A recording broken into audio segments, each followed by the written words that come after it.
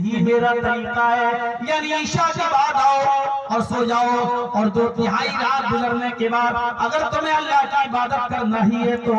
2/3 गुजरने के बाद आखिरी पहर उठ जाओ और अल्लाह की इबादत में लग जाओ। बीवी का हक है तुम अदा करो, बीवी के पर्सनल हक को भी तुम फरामोश नहीं कर सकते हो।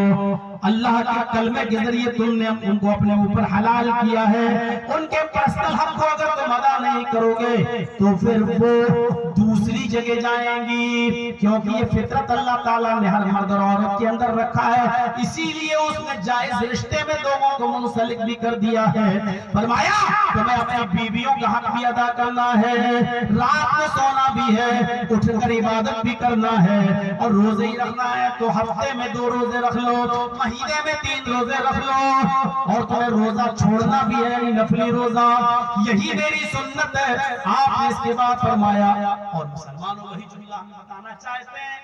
फामन रग़िबा अन सुन्नती, यही मेरा तरीका है, यही मेरी सुन्नत है। अगर मेरे सुन्नत से तुमने रूगर्दानी की, मेरे सुन्नत से तुमने मुंह मोड़ा, मेरे सुन्नत से तुमने फरामोश किया, मेरे सुन्नत का जनाजा तुमने निकाला, मेरे सुन्नत से अगर रूगर्दानी की, मेरी सुन्नत से अगर तुमने मुंह मोड़ा, फलैसा मिन्नी, तो तुम मुझ में से नहीं। मुझ में से नहीं का मतलब मेरी उम्मत में से, यानी मुसलमान रात भर नमाज पढ़ते रहे तब भी मुसलमान, रोजाना रोजा रखना शुरू कर दिया तो मुसलमान, बीवी को छोड़कर इबादत में लगा है तो मुसलमान,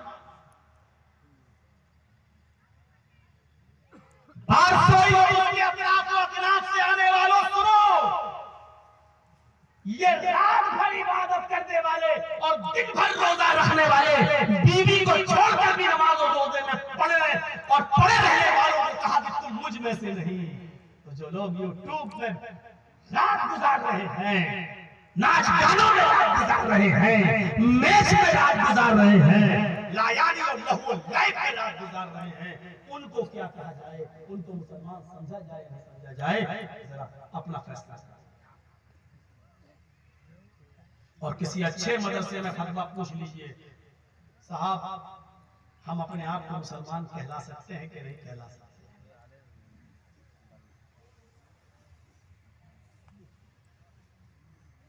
रात के 12:55 पर किसका फोन आ सकता है, जरा गौर करो। लेकिन क्या करें, कुरान इधर भी कहता है कि बदगुमानी से बचो।